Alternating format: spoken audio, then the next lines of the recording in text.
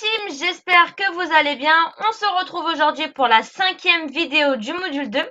Et dans cette vidéo, on va parler des articles.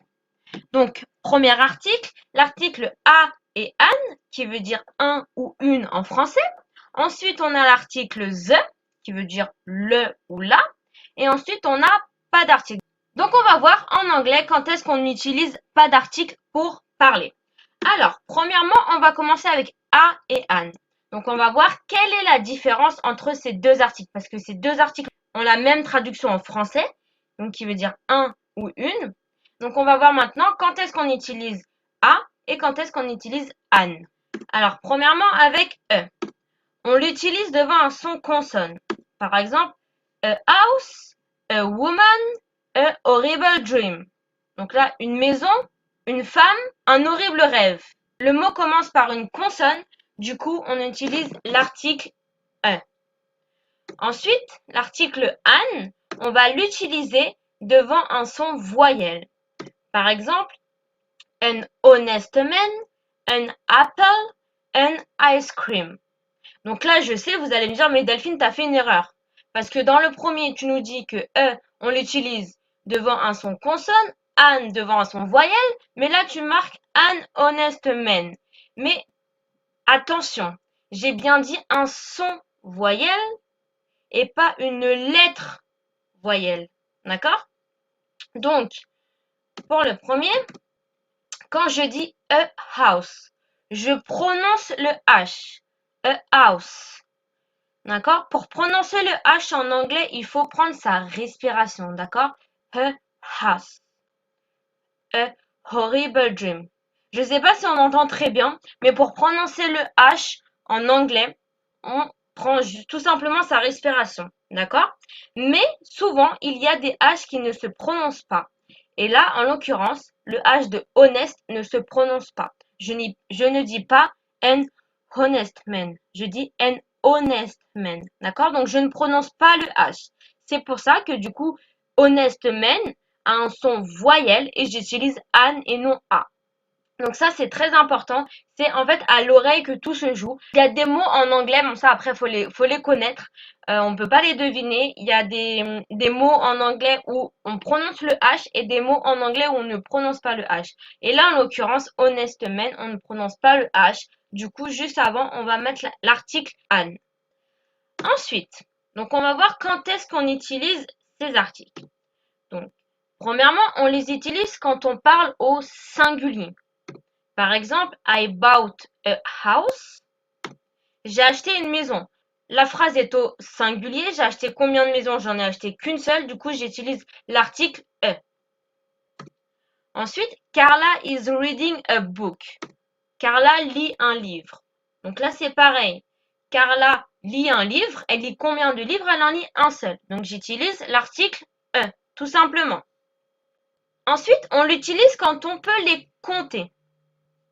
Premier exemple, a phone, un téléphone, an apple, une pomme, un napkin, une serviette.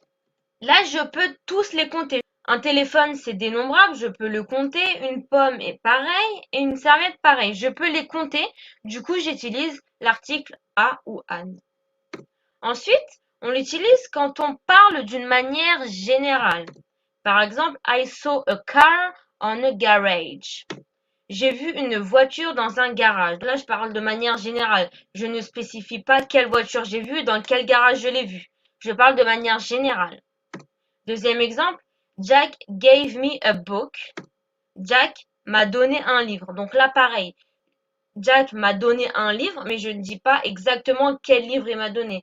C'est pas spécifique. Je parle de manière générale. Il m'a donné un livre. Maintenant, on va parler de l'article the. Donc, l'article the qui veut dire soit le ou la en français. Donc, on l'utilise quand on parle de quelque chose de spécifique. Donc là, vous voyez, c'est l'inverse de a.